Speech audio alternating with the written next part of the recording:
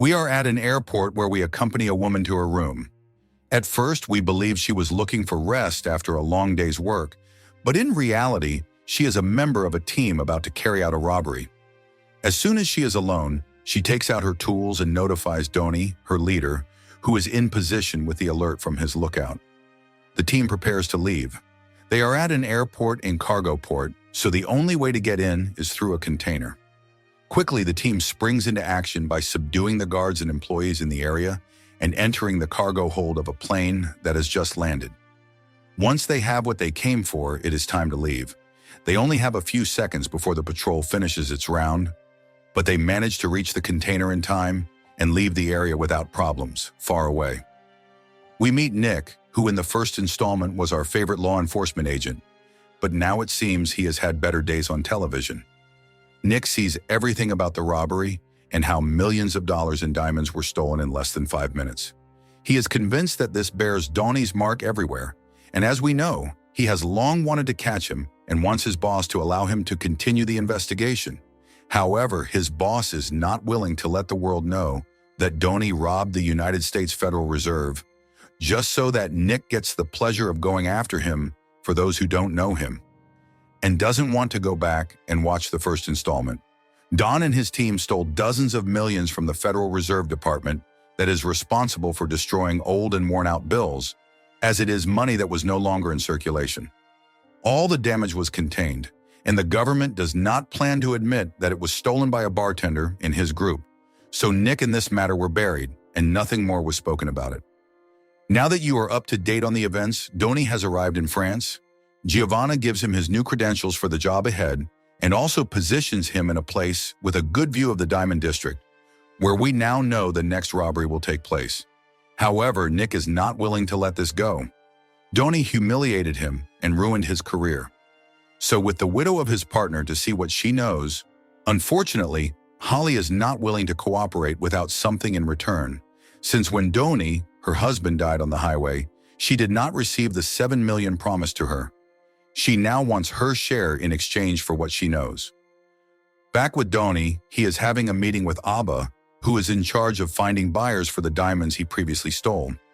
She secures him an entry into the Diamond District, an area that is highly guarded and protected by various police and security services from around the world. She takes him directly to a man known as the concierge. There, Donnie pays the fee and receives an office. He is now one of the legalized traders in one of the richest diamond districts in the world. But something tells us that Tony hasn't stolen millions just to go legal. He wants access to the vault of all the sellers, enough diamonds to live 100 lives without working. In Italy, we meet Giacomo, the legitimate owner of the diamonds that Donnie stole, and he is not very happy to learn about what was lost, a 30-carat pink diamond. However, when they open the paper to check it, a small GPS falls onto the table. Tony is stunned, but very calmly, Java picks up the GPS and tosses it into a cup of coffee. Then when it comes time to make him an offer, he takes advantage and lowers the agreed amount by $1 million. The only good thing is that he was paid in cash. When Donnie informs the team about the GPS, they take charge of eliminating its traces from all the possible places where the diamond had been. Nick has used what Jolly gave him and has obtained the information that Donnie is in France, but he no longer has the support of his superiors, so he has to fly as a tourist. Once in France, he goes to an investigative force called Pantera, where a colleague named Hugo is willing to help. They obtain recordings from the Diamond District, and Nick can clearly see Donnie leaving the area, but he pretends not to know him.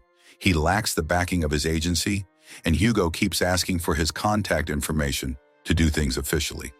If Nick plans to catch Donnie, he will have to do it clandestinely, even if that might work against him. That night when Donnie arrives home, Nick is sitting in his house, eating his meal and ready to have a conversation. Although Nick is furious about what Donnie did to his career and personal life, he hasn't come to kill him. In fact, he wants to be part of the team, so Donnie will have to arrange things for him without the rest suspecting that Nick was once a police officer. Samba, Giacomo's right-hand man, arrives in France, and his men already have the report of the latest coordinates sent by the GPS. Knowing that Ya is moderately corrupt and a victim of greed, Donnie offers him a good sum in exchange for securing space in the vault under the pretense that he will soon receive a new shipment. Samba has worked quickly and knows that Doni had the diamond before the GPS was destroyed, and they will soon track him down. The team is not very happy with Nick's presence, and to test him, they give him some weed to start. They are aware of his past as a police officer, but as long as Nick remains loyal to them, perhaps they will let him stay. The night is filled with HE cigars and strong alcohol until Nick is completely out of it. Nick and Jovan end up having fun together, a fact that particularly displeases Marco, who is his ex. Doni ends up protecting Nick, and now it seems they are friends, although he keeps asking him how he did it. Donnie finally explains that after all, he verified that Nick had been fired and no longer had jurisdiction to arrest him. As they walk back home, they are kidnapped by Samba and his men, who take them to the middle of the ocean. If they do not answer the questions, they will end up swimming with the fishes. Samba tells them the history of the pink diamond and what it means for his organization. If they don't want to die along with all the people they love, they must recover it. Then he leaves them in the middle of the ocean to think about what they did, with no option but to swim to shore. Now both have become targets for the Mafia. The only hopeful aspect is that if they had planned to rob the vault of the district, they would be able to recover the diamond. Now that Nick is part of the team, the plan continues, but without Marco, who has been expelled from the team. Let's hope he seeks revenge, because we haven't seen much action in a while. With the money given to Ya, she secured them space in the vault. However, they must wait for the concierge, one of the few people with access, since Nick will be the one to carry out the assignment with the concierge into the vault. He must wear a special suit filled with cameras which will give them all the information they need to bypass the first security ring of the district. It isn't difficult. These guards are there for clients, not for thieves. So that part is simple. Then Java appears to take Nick to the concierge, who leads them directly to the vault where the big prize is kept. A little over 850 million euros in diamonds. Nick realizes that the pink diamond is in Java's personal safe. Nick tells Doni about the pink diamond, but they keep this information between themselves. The rest must not know what is happening between them. Meanwhile, Marco has brought his own colleagues who are ready to ruin the party for our protagonists. With everything ready for the job, both the team and Marco and his men, who are eager to act, prepare. The team sets out wearing a 3D printed mask resembling the concierge's appearance. Then comes the difficult part, crossing the gap between the buildings using only the strength of their bodies and a metal tube, while France is competing in the World Cup. Don and his team are executing the biggest robbery of their lives. To reach the vault, they must descend through the elevator duct. However, they have 20 seconds per person, and time runs out quickly. Fortunately, everything goes well for the moment, and the guards have no idea of their presence. Once in the vault, they only have a few minutes to extract everything before time runs out.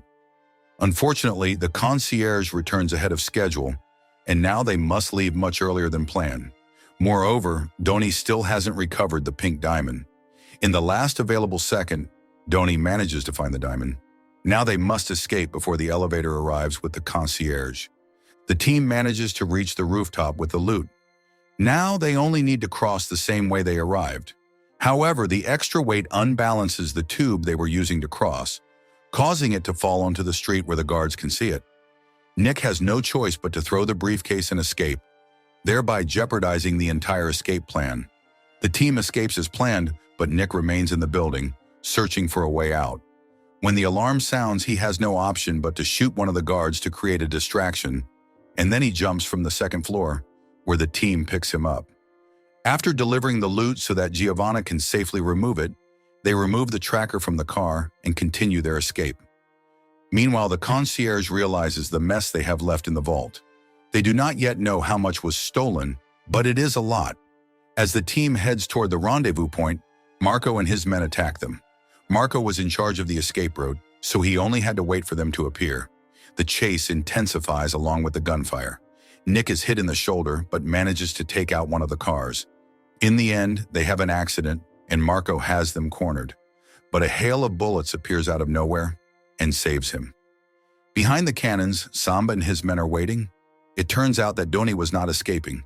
He was heading to the place Samba indicated in order to return what was rightfully his. After a sincere apology and a gift for Samba's retirement, They let him go and even give him one of their cars so that he can continue on his way. A few days later, the team is in Italy, where they finally see all that was stolen, already organized and appraised by their own concierge. Everyone celebrates they have become millionaires overnight until a SWAT-like group enters and arrests them. When they are taken away, Nick is transferred to the other side, and we learn that it was Hugo who arrested them and betrayed the team. Once you become a police officer, you never cease to be one. No matter if for a moment you had 100 million for yourself and the love of a girl who trusted you. Nick visits Donnie to tell him that they are finally even. Although he has enjoyed life on the other side, he has always been a law enforcement officer. Before leaving, Nick tells Donnie to sit in the back left, a detail that seems odd to Donnie, though he doesn't understand it at the time, until during their transfer for extradition to the United States, he sees an armed helicopter approaching. Then another appears and blocks the official's path. Quickly, a group of armed men shows up and rescues Donnie in less than a minute. Donnie has no idea who saved him, but he will surely be better off with them than in prison, so he cooperates. These men take him to Giacomo, and there we learn that it was Samba who saved him. Giacomo is very impressed with the robbery Donnie carried out and wants him to work for him. The only reason Nick sent him the message was to save his own life because Samba reached him first. Now perhaps they will meet again, only this time, Donnie has shifted from being the prey to being the hunter. If you want interesting movie recaps, like, share, and subscribe to follow us for more movie recaps.